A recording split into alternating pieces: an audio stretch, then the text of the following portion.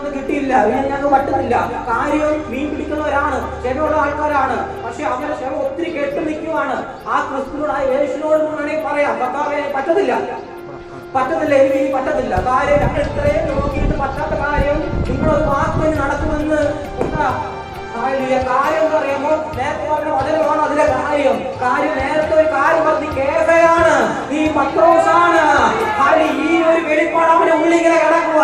ഇത് കേട്ടിട്ട് അല്ല മറുത്തു പറയാതെ രണ്ടാമതൊരു വാക്ക് പറഞ്ഞു. എന്താ അറിയാമോ? നിന്റെ വാക്കിനാൽ ഞാൻ വളരെയും. ഇന്ന് ആരൊക്കെ ആ ഒരു വേട് ഏറ്റെടുക്കുന്നുണ്ട്?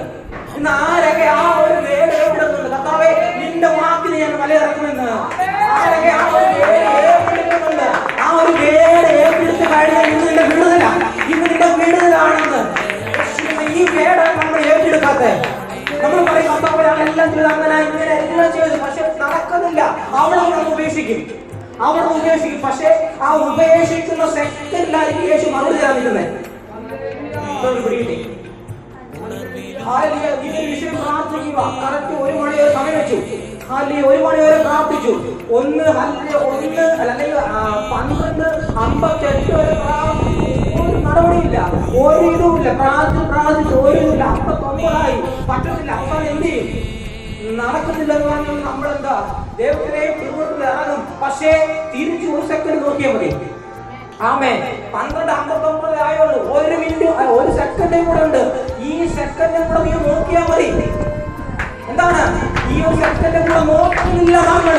ആ സെക്കൻഡ് കൂടെ നമ്മൾ നോക്കുവാൻ തയ്യാറായിരുന്നെങ്കിൽ, തയ്യാറായിരുന്നെങ്കിൽ ഇന്ന് നമ്മുടെ വിശ്വാസത്തെ 10 മടങ്ങ് തന്നാനെ. കേൾക്കുന്നുണ്ടോ? 10 മടങ്ങ് വിശ്വാസത്തെ തന്നത് യേശുവിന്റെ നാമത്തില്. ഈ ഒരു കാര്യമാണ് നമ്മൾ ഇല്ലാത്തത്.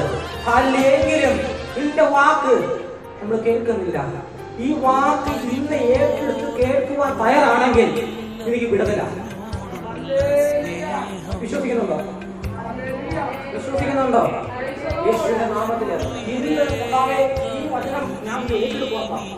ഞാനിവിടെ തകർന്ന വന്നത്, ഞാനിവിടെ അത്രയ്ക്ക് തകർന്ന വന്നത്. പക്ഷേ ഞാൻ ആരെ മുമ്പിലാണ് മുട്ടുകുത്തുന്നത്? നിന്റെ മുമ്പിലാണ് മുട്ടുകുത്തുന്നത്. അവിടുത്തെ അടുത്ത കാര്യം എന്ന് അറിയാമോ? എന്റെ മുമ്പിൽ മുട്ടുകുത്തി കഴിഞ്ഞാൽ അടുത്ത ആരെ മുമ്പിൽ എനിക്ക് മുട്ടുകുത്താൻ ഇടവരുന്നില്ല. ആമേൻ. ഈ എന്നോടൊന്ന് അപേക്ഷിക്കും, ഞാൻ ഉത്തരം വരണം. നമ്മൾ ആരെയും അപേക്ഷിക്കുന്നുണ്ടോ? എന്റെ ലൈഫ് തിരിഞ്ഞു കഴിഞ്ഞാൽ എന്റെ ലൈഫിൽ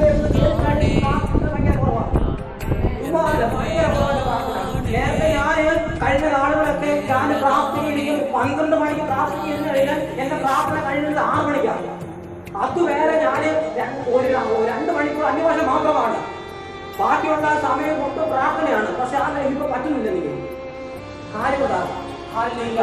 കാര്യമുണ്ടാ? ഞാനും ചിലത് പിടിക്കാനുണ്ട്, ഞാനും ചിലത് പിടിക്കുവാനുണ്ട്. യേശുവിന്റെ നാമത്തില് ഇന്ന് ഞാനും ആഗ്രഹിക്കുക, കർത്താവേ ആ ഒരു കൃപ തിരിച്ചെനിക്ക് വരുക. ഞാനും ഏറ്റെടുക്കുക. ഇന്ന് കാലിന്റെ കിടക്കുന്നത് ഏറ്റവും തയ്യാറാണോ? അന്ന് പറഞ്ഞ ഒരു വേദന വീണ്ടും പറയുക, നീ എന്നെ സ്നേഹിക്കുന്നുണ്ടോ? വീണ്ടും കർത്താവ് പറയുക, നീ എന്നെ സ്നേഹിക്കുന്നുണ്ടോ? യേശുവിന്റെ നാമത്തില് സ്നേഹിക്കുന്നുണ്ടോ? ഈ സ്നേഹിക്കുന്നുണ്ടെന്ന് കാര്യം പറയാം. എന്താ കാര്യം അറിയാമോ? ഈ പറഞ്ഞ കാര്യം സ്നേഹിക്കുന്നുണ്ടോ എന്ന് പറഞ്ഞ കാര്യം അടുത്ത ഒരു തലമുണ്ട്. അവിടെ അടുത്തൊരു തലമുണ്ട്. നോക്കിക്കഴിഞ്ഞാൽ പത്രോസ് നോക്കിക്കഴിഞ്ഞാൽ ഈ പേര് പറഞ്ഞു, നീ എന്നെ സ്നേഹിക്കുന്നുണ്ടോ? ഇതെല്ലാം പറഞ്ഞിട്ട് പത്രോസ് പറഞ്ഞു, നിന്റെ ആടുകളെ പരിപാലിക്കും. കാര്യം എന്താ അറിയാമോ? യേശു കഴിഞ്ഞ അടുത്ത പത്രോസാണ്. ആമേൻ. യേശു കഴിഞ്ഞ ആരാ? അടുത്ത അതേ പവർ വരാൻ നിങ്ങളുടെ പത്രോസാണെന്ന്. ഈ ഒരു വേടിലേക്ക് എന്താണ് അവരെ ഉറപ്പിച്ചു. ഈ 3 വാക്കിനെ അവരെന്ത് ചെയ്ത്? ഫസ്റ്റിലെ പറഞ്ഞു, നീ എന്നെ സ്നേഹിക്കുന്നു. ഈ ഒരു വാക്കോട് അവരെ വിശ്വാസം തിരിച്ചു പിടിച്ചു. രണ്ടാമത്തെ വാക്കോട് അവരെ പ്രത്യാശ തിരിച്ചു പിടിച്ചു. മൂന്നാമത്തെ വാക്ക് അവരെ ജീവനെ തിരിച്ചു പിടിച്ചു. ആമേൻ. ഇത് അവസാനം പ്രവചനം എവിടെന്നറിയാമോ? പെന്തക്കോസ്ത് നാളിക മുറിയില. അവിടെ തൊട്ട് പത്രോസിന്റെ ചരിത്രം മാറിയതാണ്. ആമേൻ. അവിടെ എന്താണ് പത്രോസിന്റെ ചരിത്രം മാറിയത്? ഇത് ആഗ്രഹിക്കുന്നുണ്ടോ? കർത്താവ് എന്റെ ജീവിതത്തിൽ വന്ന അവസ്ഥ ഇന്ന് മാറണമെന്ന് ആരെങ്കിലും ആഗ്രഹിക്കുന്നുണ്ടോ?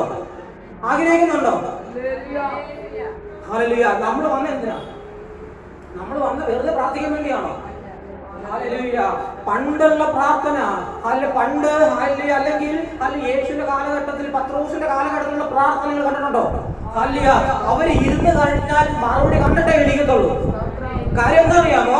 അപ്പോസ്തലന്മാർ എല്ലാവരും ഒരുമിച്ചിരുന്ന് പ്രാർത്ഥിക്കുവാൻ തുടങ്ങിയപ്പോൾ അവർക്ക് മറുപടി വന്നത് അവരിരുന്ന സ്ഥലം കുലുങ്ങിയതാ. അവരിരുന്ന സ്ഥലം കുലുങ്ങി. അല്ല, ഇന്ന് ആ പ്രാർത്ഥന തിരിച്ചു പിടിക്കാൻ തയ്യാറാണോ? നീ ഇരിക്കുന്നത് എവിടെ അറിയാമോ? നീ ഭവനത്തിൽ വീട്ടില് ഇരുന്ന് പ്രാർത്ഥിക്കാൻ നേരത്ത് അല്ലെ മുട്ടുമടക്കി ഇരുന്ന് പ്രാർത്ഥിക്കാൻ നേരത്തെ പോർക്കളമാണ്. ഈ പോർക്കളത്തില് നീയും ദൈവം മാത്രമേ ഉള്ളൂ.